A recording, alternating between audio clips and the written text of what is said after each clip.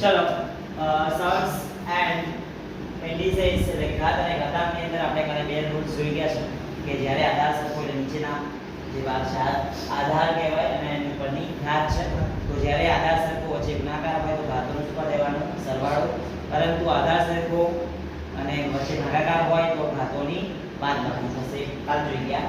આજનો જે રૂલ છે એમાં શીખવાનું છે આપણે કે જ્યારે કોઈ પણ વસ્તુ એકના છેદમાં હોય અને એની ઘાત હોય ત્યારે શું કરીશું આપણે આ જે છે એને ઉપર લાવીએ તો એની જે ઘાત છે શું થઈ જશે માઈનસ થઈ જશે. ધારો કે ઉદાહરણ લઈએ આપણે એકના છેદમાં 3 ની 2 ઘાત છે એને આપણે ઉપર લખ્યું છે તો શું થાય 3 ની માઈનસ 2 ઘાત. બરાબર, આ રૂલ છે.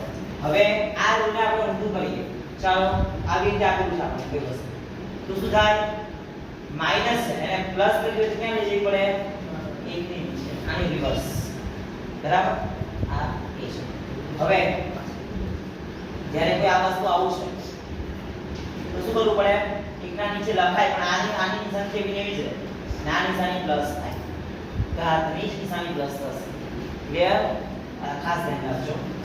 જો ઘાત 2 હોય તો આ બદલાઈ જશે. ધારો કે આવું હોય -1 ની 2 ઘાત એકના છેદમાં -2 ઘાત છે -1 ની 2 ઘાત થઈ ગયા. 1 ની ઘાત માઈનસ ની ઘાત 2 એટલે બેકી સંખ્યા જ્યારે ઘાતમાં આવે તો હંમેશા આન્સર શામાં આવે પ્લસમાં આવે. આપણે આગળ શીખતા આવ્યા છે. અહીંયા 1 નો વર્ગ 1 તો આખાનો આન્સર શું આવશે?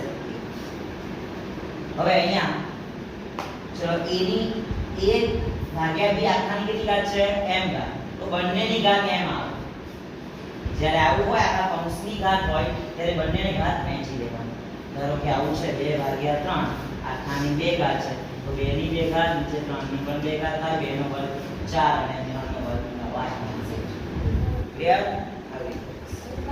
હવે અહીંયા સોરી ક્યાં ગયા a ની m ઘાત ગુણ્યા b ની m ઘાત એટલે બંનેનો ગુણાકાર થાય. હવે જ્યારે ઘાત સરખી હોય ત્યારે બંનેનો શું કરી દેવાનો ગુણાકાર અને જે બે વાર ઘાત છે સરખી અને એક જ વાર મૂકવાની. ધારો કે આપણી પાસે આવું છે આની ચલો 2 ઘાત 2 ઘાત તો 2 ગુણ્યા 3 આખાની 2 ઘાત 2 તાલી 6 6 નો વર્ગ કેટલો થશે 36.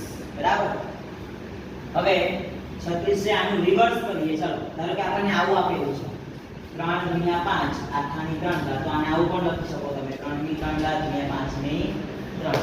બરાબર, અને જો આનો આન્સર લાવો હોય 3 × 5 15 અને 15 શું કરવો પડે ગણ કરવો પડે. બરાબર, આ હવે લાસ્ટ ચલો ઘાતની પણ ઘાત છે તો જ્યારે ઘાતની ઘાત હોય તો બંનેનો ઘાતનો શું થાય ગુણાકાર થાય છે. બરાબર, આટલું યાદ રાખીશું આપણે.